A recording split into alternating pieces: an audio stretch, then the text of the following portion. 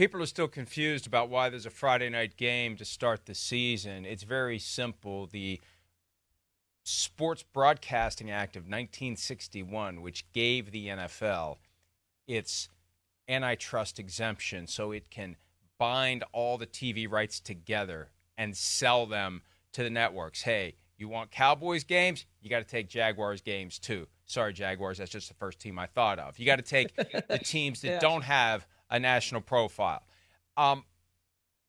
But it doesn't kick in until the second Friday in September.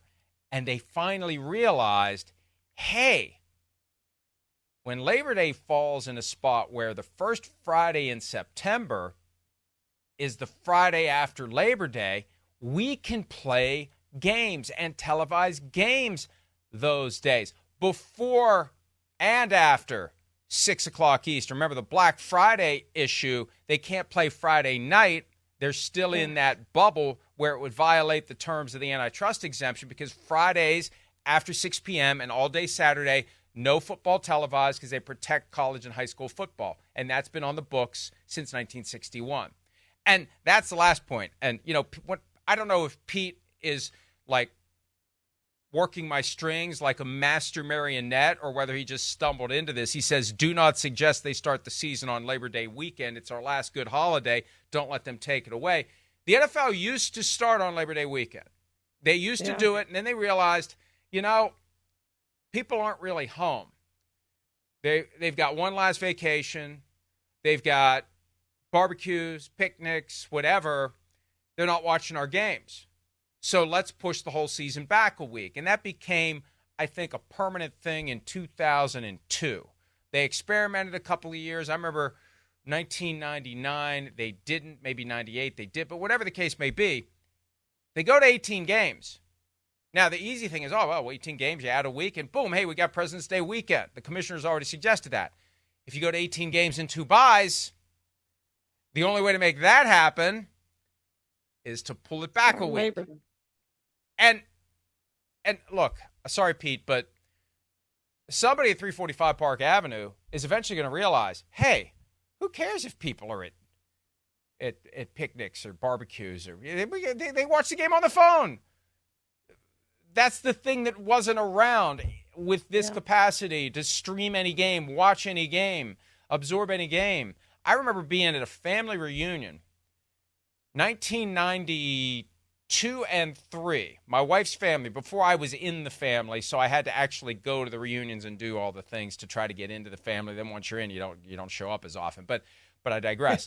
I remember going to the car and searching the radio dial to try to get updates on the Vikings game. Week 1 of 92, it was Vikings-Packers. Mike Holmgren versus Denny Green. Week 1 of 1993, it was Vikings-Raiders with Jeff Hostetler making his debut for the Raiders. And the Oakland Raiders, no, the Los Angeles Raiders at the time in 1993. So, and you just got little flashes and glimpses, and you had no chance and no capacity to watch the game. So that's coming. If they do 18 games and 2 buys, Labor Day is going to be saturated with football again. And then when they go to 20 games, I don't know when the hell they're going to start and when they're going to end. But, Charean, hopefully we live long enough to see it because it is inevitable. There will be 20 games and no preseason games at some point down the road because there's too much money. Yeah, I agree with you. And, hey, and once they got these private equity funds wanting a greater return on their investment and calling the owners all the time, hey, we need more games. We need more games. We need more games. I mean, they already want them anyway. But once you get institutional money involved, that's a practical, tangible way that there's going to be more of a push for more revenue. And that's how you get more revenue. Turn meaningless preseason games into meaningful regular season games. So 20 is coming. I hadn't thought of this until just now. And we haven't mentioned the private equity stuff here because 99% of the people don't give a crap, including me. But when you get these multi-billion-dollar funds that own up to 10% of a team constantly badgering the owner, more. One way we're going to see more, a quicker climb to 19 and then to 20. Yeah, and they're going to have to do something to protect the players, Mike. That's just too many games for a body in one season. But Yeah, I agree with you. I think it's inevitable. And Mike Tirico talked about the preseason games and how the joint practices are bigger now, and they are. I think more people would tune into a joint practice now than they would tune into a preseason game, especially the last preseason game, because nobody plays in those games for the most part. Some teams do, but most teams don't. So the preseason games really have become meaningless. Colleges don't play preseason games. They kick off, they all count. That's the way it should be in the NFL. The only reason we have, frankly, the 2 preseason games now, or 3 preseason games now, which will go to 2 when they go to 18, is because, again, just like you said, Mike, they make money off of those games. They sell those tickets. Hey, if you buy season tickets, guess what? You're also buying the preseason games. So it is in the inventory there, but they would much rather those be regular season games than preseason games, and they could charge even more money than what they're charging now and make more money than what they're making now. So I do think it's inevitable that they'll go to 20 games one day, and it may be in our lifetimes, Mike.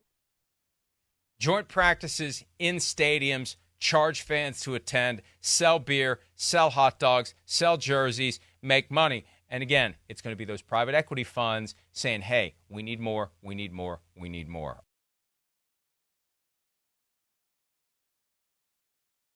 Hi, it's Mike Florio. Thanks for watching PFT on YouTube. Hit subscribe for the latest news and analysis from Pro Football Talk.